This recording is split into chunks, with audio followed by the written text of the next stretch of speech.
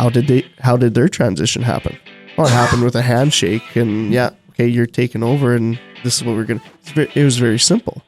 Now with the price of things, it's not that simple anymore, and you have to be willing to look at other ways and creativity. So, and they didn't know the answers, which was totally okay. But I was so mad because we'd been talking about transition for a year, and that was a really tough year because I was like, I thought we were doing this, like we were supposed to be, done by now, and I was very impatient, right?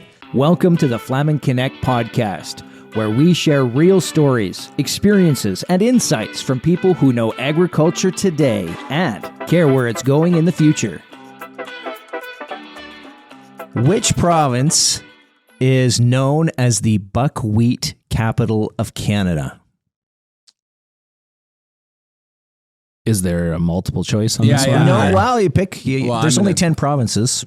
Instead of sounding stupid and just throwing out the first thing that comes to mind, I'm going to start waiting for the options. Okay. Just disclaimer: there's no more multiple choice questions. Okay, now I know.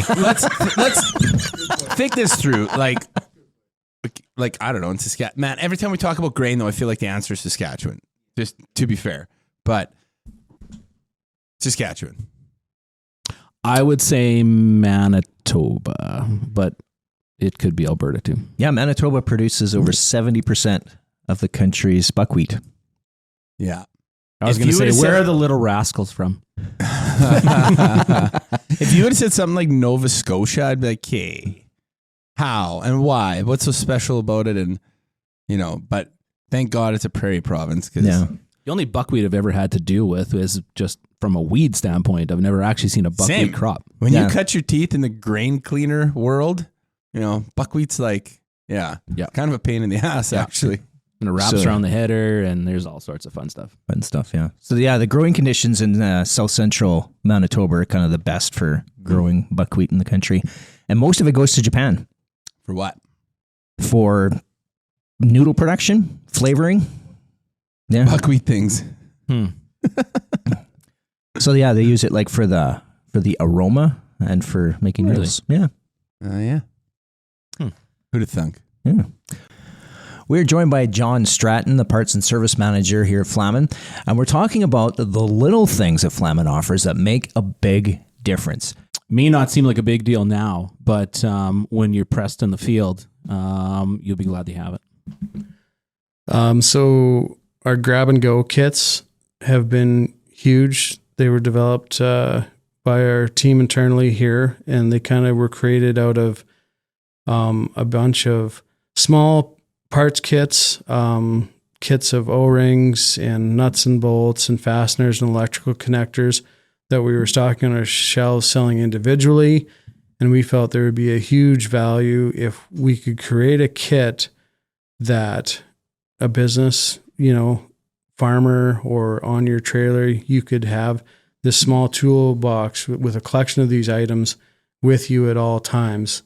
When we think about the ag thing, sometimes an O-ring can have you down for hours. And when you talk about the cost of production, even the cost just to run like a large tractor and air seeder, if you're down because of one O-ring, that can be hundreds, if not thousands of dollars. So how do we create a convenient kit with a bunch of these small items that quite often individually you don't stock, but if you bought them as one convenient kit, you could have a lot of that stuff on hand when you're down.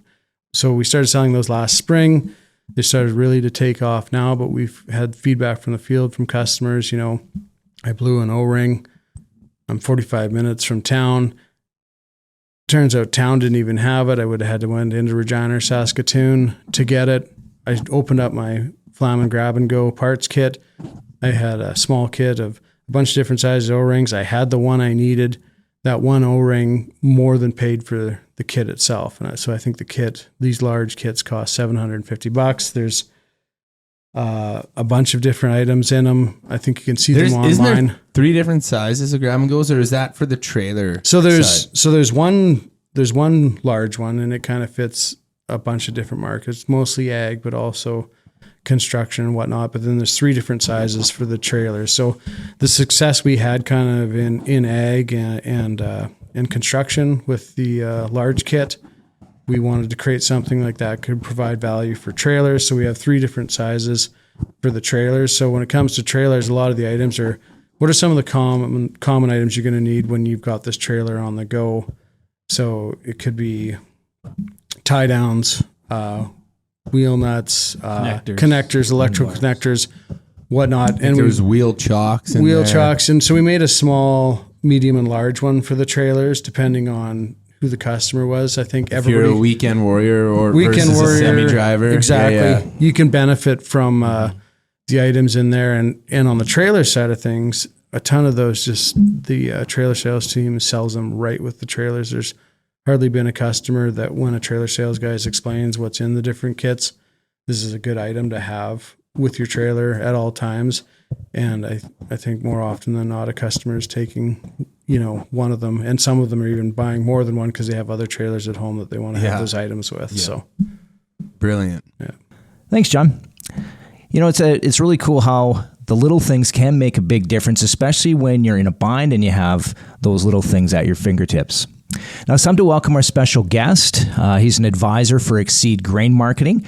Welcome, Mike Ferguson. Thank you. Growing up, were you born? Were you raised? What was growing up like? So born and raised in Melfort, Saskatchewan, so northeast. I gotta remember, not everyone knows where Saskatchewan is when you go south of the border. So small city. I actually started school in Star City for a few years, and then switched to Melfort. So did the country school kind of thing, and then high school. I went out to Nate, the big city. So I was 18, and it was like, yeah, I had a sister out there, a cousin out there. Let's go somewhere else. So did some finance first, and then I did accounting afterwards. So that's what I have for school. But growing up, it was kind of, when you grew up in a small town, you played every sport there was because they needed every kid to play every sport to have a team. And lots of times I would play like up with my older sister's teams. I would play down, like my younger sister played girls hockey, and lots of times I was a goalie for the other team because they didn't have enough players, and I didn't play goalie. But it was you or the shooter tutor. Yeah, so I was like, can you fill in, right? And that's unreal. So you get like little towns around there. Kinisnell, for example, my uncle lived there. He would pull me up all the time to play with Kinisnell. Like I wasn't even part of the team, but I was at the rink. My gear was in the back of mom and dad's vehicle, and you're doing everything. So suit up. Yeah, I think I grew up. It's easier for me to list the sports that I didn't play than the ones that I did, right? So you kind of jack of all trades, master of none. I think that's a saying. So if you think back to your childhood, what's a core memory that really stands out? I would say like we were always so busy as kids because all my siblings did sports and other activities too. So it was a lot of time with my grandparents. And that was, some people don't have that ability. So both my grandparents were in Melfort. So I got to spend a lot of time with them because my parents were running with my siblings to hockey or ball or whatever. And it's like, you don't have anything today? Sorry, you're staying here or else you're tagging along, right? So lots of time with grandparents when I was little. And I was very fortunate because they passed away when I was younger. So I didn't get that opportunity when I was 14, 15, 16. So tell us about or educate us on the 3 businesses that you're operating. One being the farm. Yeah. So we got the family farm. So I guess it's technically like the 4th generation. Mm-hmm. I actually got asked last week if we're approaching that century mark, and it'd be in the 30s when they settled from Lorburn. So a few more years yet. My wife is really involved in the farm. Like she's an agronomist. She's, we got her seeding now a little bit, got her driving grain cart. I taught her how to spray last year. So she's really involved and liking it. With the farm, we have my mom and dad that still help. And then my uncle too, he helps as well. So it's a 3,000 acre farm, but really there's like 5 of us that help run it. It's not just one person, right? So having that team. Tell me about the family dynamics on your farm. You got 4 siblings. Yeah. There's 3 of them clearly that aren't involved in the same farm you're involved. I have, 12 or 13 cousins. We're all within 5 years of each other. I got 2 siblings. 2 of my siblings work here in the same business as me.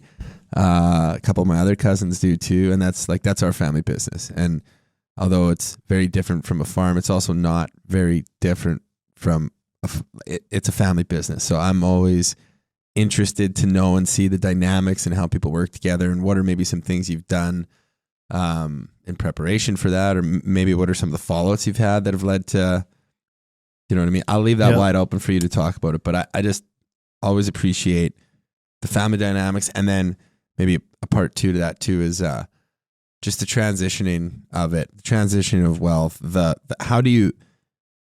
how does the business go? Did you say fourth gen? Okay, cool. Yeah. So how does the farm continue to do that? And it's pretty, nothing pretty like wide open. A small question, hey? Yeah. So our transition went really well. It started off what I would say rough, because it's like, yeah, we want to transition. What's the role? We got started. Let's back up. Who's we? So I was engaged at that time. We just got engaged to my wife, Regan. And then my mom and dad. So they had the farm. There's no siblings there on the farm. And so we're like, yeah, okay, we're going to start transitioning some control, because everything had to flow through dad, right? Dad, you need to sign off on it. I don't want to do this. Like okay, can we become partners, or what does this look like longer term? And I said, to be honest, like from my business, if I'm going to grow it, I kind of want some security on what's going to happen down the road, right? Like I don't want to be 15 years into this and then have a sibling come back and be like, oh, now I'm half the farm because I'm farming with you, right? Like, so our transition started off very rough, because we sat down with a guy and he said, yeah, let's do this. And he started asking my parents questions, and they didn't know the answers, which was totally okay. But I was so mad, because we'd been talking about transition for a year, but they never actually really thought about those questions that were going to come. And it took them time. It took them a year to really, what do we want? What do we need? And that was a really tough year, because I was like, I thought we were doing this. Like we were supposed to be, done by now. And I was very impatient, right? And it taught me a big lesson is it's their journey too. And if they weren't ready to answer those questions, I can't force them to do that, because if you force them to pick a side by the end of this date, that there's probably only going to be more problems down the road. So it took them time to really come to the plan. What do they need? What do they want? Talk to my other siblings. Like, hey, you sure you don't want to farm? Yeah.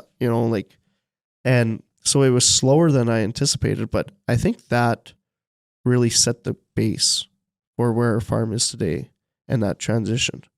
And it set the base for the transition of wealth too, because you gave everyone a chance to come back. You had those conversations when it was 1,700 acres, not 3,000 acres. And everyone was aware of that, right? And you can't predict the future 10, 15 years out, but you should revisit your transition plan every year. What's changed? What hasn't changed? So when we started the transition, my younger sister was still in university.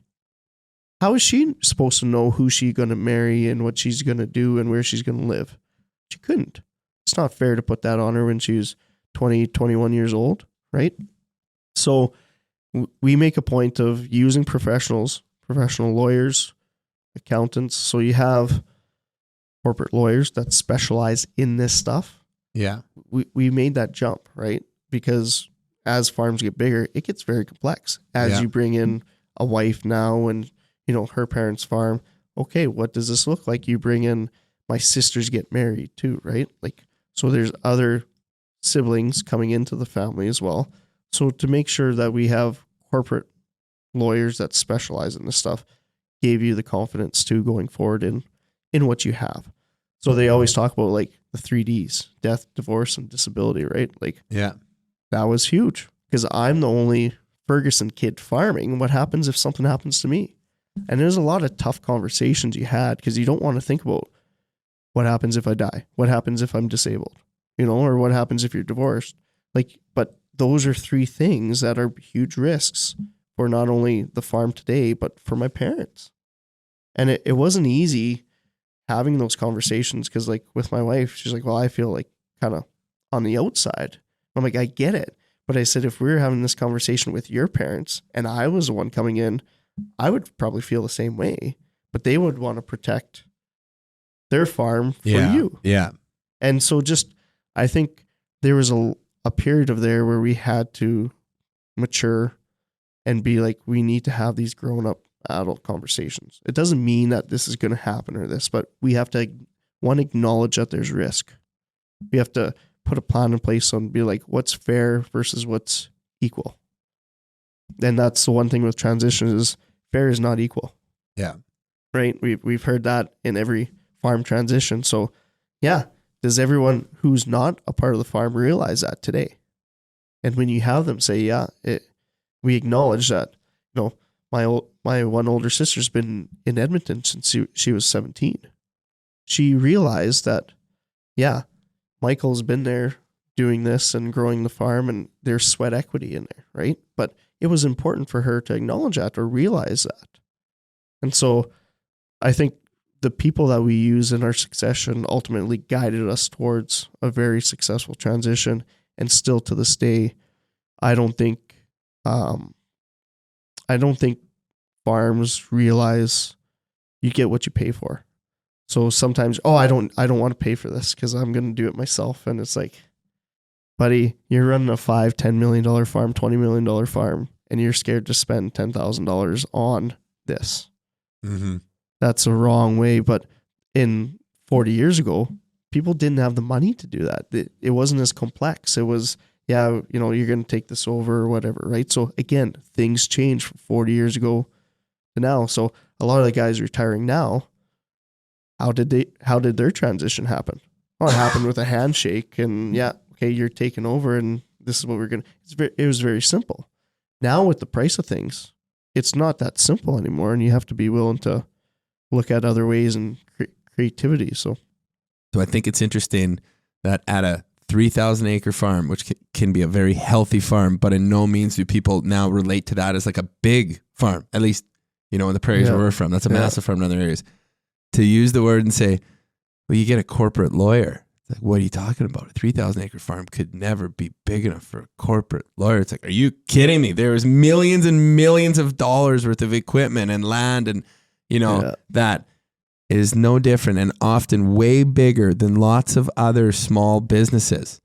Actually way bigger than a lot of people that run a bit, whether we're talking restaurants or like all the other things that you could have a business, right? And I just think it's so cool that, you know, another guy that we talked to on the podcast said the same thing. Like, no, we sat down, we had some tough conversations. We brought in experts. He talked about being an expert in certain stuff. And you know, I live by that. I don't like paying people for stuff that I can do, but I like paying people for stuff they can do better than me. So there's a time where value, you know, I think they call that value. Wow. Right? Like, or what's your time worth? Yeah. So, and here's the other thing too. I'm a commerce kid. I can do my own taxes. I've done them. I also started paying someone to do my taxes, and I make more money by like the difference in what I pay them to what I don't screw up and what comes back is night and day. And I use the same person who like I've used for years. The drywalling's another one, or even like you grew up in a bit of a university house where there was some drywalling stuff that needed to happen. Anyway, I'll come over and help you drywall or paint your place. I'm not doing it in my house because I'm not very good at it. Yeah. And then I have to live there and look at it. I'm really happy to pay someone to paint something and it looks good and they're fast and there's no mess. And then Caitlin's not yelling at me and I'm not yelling at her. Like, what? Like, you know, there's certain things that you get an expert to do. And I think it's tough for a farmer that can literally do almost anything. And that's a mentality I think that's ingrained in what makes a lot of farmers successful is like, you do not waste a dime getting someone to do something that you can do or put yourself in a category that you're not. Like, I'm not getting a corporate lawyer to have mom and dad. We're going to sit down, we're going to talk, and we're going to. No, like, there's more to it than that. But if you go back 30 years ago, farmers probably never valued their time like they do today. Now, I would say, yeah. Right? Like, yeah, I got all day to do this. Okay, you got all day to do one job, but in today's world, I have 2 consulting businesses that I work outside the farm. You know, this farm has a trucking business. This one has a welding side gig, right? Like they've added other sectors to their business to add value. Yeah. And so I think in today's world, the farmers are realizing my time has value. I can go out to Alberta and work on the rigs and make X amount, or I can stay at home and do this. So that, that's, I think farmers today are putting a value on their time. And that's where they probably didn't do that 30 years ago. Yeah. So that habit of I need to do everything, I can do everything is still there in that more experienced generation versus the younger generation. Yeah. And I think we're starting to see that transition, because as a decision making power goes from the baby boomers to the next generation, the younger generation is saying, it's okay to not know everything, Dad. It's okay, because there's people out there that will help me. But 40 years ago, if you needed help, it's like you were frowned upon, probably. Yeah. That's what an assumption I'd make, because people didn't like asking for help. Yeah. Today, people will ask, they'll go on Twitter and say, hey, I need help with this. What's this or what's that? And people are willing to ask for help, where 30 years ago, you didn't ask for help. Mm-hmm. Yeah, the key there is finding trusted people to work with, because, I mean, this industry, like any other industry, there's a lot of people that are out there just for their own profitability, and there are people are out there that are out to help their customers, and in turn, the spin-off benefit is some profitability to help their business run. Yeah. And to decipher through which one is leaning one way or the other way is a difficult thing. You should see like a farmer's face when you say like, don't buy this. I think you should go somewhere else. And they're like, you're telling me not to buy from you to go somewhere else because of whatever reason? They're like, yeah, this is better for you. And the look that they kind of give is like, really? You're not like weird. And you start to develop that trust where it's like, to be honest, I want to work with you the next 30 years. I could care less about 1 year. Like I'm in it for the long haul. And I want to be that guy that you call when you have this. And I get it. I can't be the best all the time. I will never be that person. But hopefully I'm in your first call. Yeah. You have a lot of things on the go other than your farm. Yeah. Speak to some of the other things that you, as well as your wife, Regan, have on the go. So I guess I started out doing consulting on grain marketing.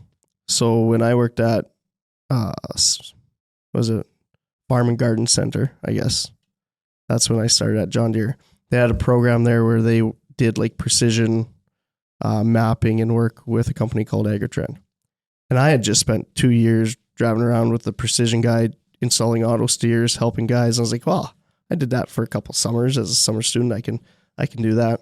So I actually looked into that side for being like the rep in the Melfort area, but then they had like a grain marketing side. And I was like, oh, this is better.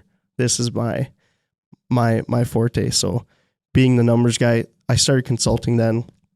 I guess I would have been 20 when I started that. And I still do it today. So that's the company, one of the companies, Exceed Grain Marketing, that I work with. So yeah, I've been doing that for 14 years, working on cost of production, return on investment, sensitivity analysis, risk management, cash flow, that sort of thing. So 14 years of doing that. In that time, the last 7 years, I guess I've started consulting on more ESG, carbon programs, biodiversity, water management side. So being a farmer and then having the number side down pat and working with a lot of guys, I've been doing that consulting now for 7 years, but it's gotten to the point where it was so busy, we've actually spun out another company from that. So that's called Collective Impact. And so we're working with CPGs, working with NGOs, working with government on trying to implement change in the prairie landscape by doing cover crops, intercropping, reducing nitrogen, wherever the farmer sees that they want to go. Every farmer's at a different stage. Some guys are, 10 years into this, they're used to it. Some guys have cattle, so they go, yeah, I can do all this stuff. And if it doesn't work out, I can feed cattle. Some guys are the conventional grain guys that just, I want to grow wheat and canola and go from there. And so I've started consulting on that. So actually last week I was in Chicago presenting at a food and summit beverage conference. So I was up there with a lot of big names, General Mills, Alice, Danone, National Corn Growers Association, and Indigo. So there's 5 of us up there talking about how do we create change that a lot of the public want in agriculture today when it comes to ESG and more environmentally friendly products. But how do you make money as a farmer? Mm-hmm. So, what is an ESG? You said ESG, CPG, and NGO. Can you define those for us, please? yeah, environmental social governance, ESG, NGO, non-government organization, and CPG is like a consumer packaged good company. So, Gotcha. yeah, so it gets into like with carbon credits, you have your scope 1, scope 2, scope 3 emissions. A lot of the companies have focused on scope 1 and scope 2 now. Scope 3 is when it starts to be like, what is our carbon footprint of the products that we're buying? And our products are oats, canola, wheat, barley. So how do we lower that? We have to lower that by working with producers to lower their own carbon footprint. So are we going down a path where on the packaging of the goods that we buy, there will be a carbon footprint number associated to it? Yeah, I think we've kind of saw that evolve in the last 10 years. Like if you look non-GMO, that sticker, or organic, right? Gluten-free. Mm-hmm. So we've already saw a lot of labels come to the marketing. One concern now is greenwashing. Okay, now what does low carbon mean? Well, low carbon to you might mean something different, than Mitch, a different value or a different level, right? So now it's how do you measure that? What's an agreeable standard? Yeah. So greenwashing would be just fueling the perception, right? Yeah. And we don't want that, right? Because we don't want, I think there's lots of opportunities to do good things and make improvements, but we don't want to greenwash it to tell it it's more than what it is. Because at the end of the day, you can't just quit putting fertilizer down on a farm. Everyone would love that. The public would love that. You go to like these bigger cities, we probably don't see it in Saskatchewan, but when I was in Chicago, the conventional dairy side was smaller than like the oat-based, almond-based milks. Really? And I was like, oh, because in Melfort, it's got like one little section and that's it. But you go to these bigger cities and it was kind of an eye-opener in downtown Chicago. What you see on the shelves and the different labels and what they're selling. We were just talking about carbon, the perception in the ag industry that we are major carbon emitters without any consideration to the carbon sequestering. And specifically talking about the kids' perception of that. And how do you speak to that? And how do we educate young people or even, I'll say, urban people on the benefits of agriculture versus the negatives? So I think we have to go back, I'll go back 30 years ago, right? So a lot of the people that are in decision-making roles now, first thing they say when they introduce themselves, I was from a farm, right? I grew up on a farm. I just had this vent the other day. Well, but 30 years this ago, is good. 30 years ago, a farm is totally different than where it is today. Like we're talking 15 years I've been on the farm, and our farm's been flipped upside down in 15 years. The use of technology, the costs, all that kind of stuff, the practices, it's completely changed. I'll cut you off for a second here. Where I was venting about this with when we hire employees, it's like, there's less and less farm kids. I'll just say that there's less and less of them. And it's funny how many people that apply here think it's relevant to be from a farm, because we sell a big part of what we do is relationships with farmers, and the amount of them that are, I grew up on a farm, and I'm just like, oh my God. It's like, I personally just hate when I hear that. I'm like, you grew up on it, eh? What'd you do at that farm? Yeah. Or my grandpa had a farm. I love to go visit. And it's like, you couldn't say any more that I don't know much about farming. And I'd rather you just said it like that. Like, you live in Saskatchewan. You drive past fields and combines and air drills all year long. Like, that's you know about farming. I get it. You're from the prairies or whatever. But when someone opens with, I'm from a farm, I grew up on a farm, it's like, oh man. Yeah. Like, you probably had a stay-at-home mom then too, right? I bet you still have it. No, like the world changed a bit. Like, I had a stay-at-home mom too, because it's the same. That was common back then. It's a little bit different now. Well, so my first experience with that, I go to Edmonton. And sorry, and I cut you off because I just like a day ago had this vent about someone saying I'm from a farm. I'm like, oh man. So I go to Edmonton and I walk in, I got my John Deere hat on, and everyone's like, oh, who's this guy from, wearing a John Deere hat? I was like, well, I'm from Saskatchewan. Oh yeah, that makes sense. Guy I sit down to next, he goes, I'm from a farm. I'm like, oh, sweet, another farm kid, right? Like, it's like, what kind of like machinery do you have, or like what brands? Like, so are you like a Deere guy, or are you Case? Like, trying to judge him a little bit. And he's like kind of quiet, and he's like, well, we have a Kubota, and I'm like, oh, okay. This is in Chicago, or no, this is in Edmonton. Okay, sorry, yeah, you said that. So yeah, like 15 years ago, yeah, we have a Kubota, and I'm like, okay, well maybe they got like cows or something, right? And I was like, so like, do you got cows? He's like, no. I'm like, well, what else do you have for like stuff on your farm? He's like, well, I got a Yamaha dirt bike. And I'm like, okay, so what kind of tractor is this? Like, I'm assuming it's a tractor. Yeah, we got a Kubota tractor for pushing snow, and then I got a dirt bike. And that was his definition of a farm. He lived on an acreage, had a Kubota tractor, and he had a dirt bike, and that was his. I was like, oh, buddy, that's not a farm. That's an acreage. Like, it's the definition is totally different. Yeah. Did you feel like you changed perceptions of agriculture when you were in school in Edmonton? Oh, 100%. Yeah, 100%. Because you got to learn more what that urban population is like. So, like, his definition of a farm is completely different. And then you had people that, didn't even know what a swather was. The one guy, he had a BMW in school. He's like, yeah, I got a BMW. And I was like, well, we got a combine that we use for 3 weeks of the year. That's fancy too. Like, if you compare dollars of that combine to your BMW, I guess it'd be like, pretty sweet, but we use it for work. Well, thanks for joining us today, Mike. Our guest today was Mike Ferguson from Exceed Grain Marketing, and I'm your host, Trevor Grinde, along with Mitch Flaman and Regan Kunz, and you've been listening to Flaman Connect.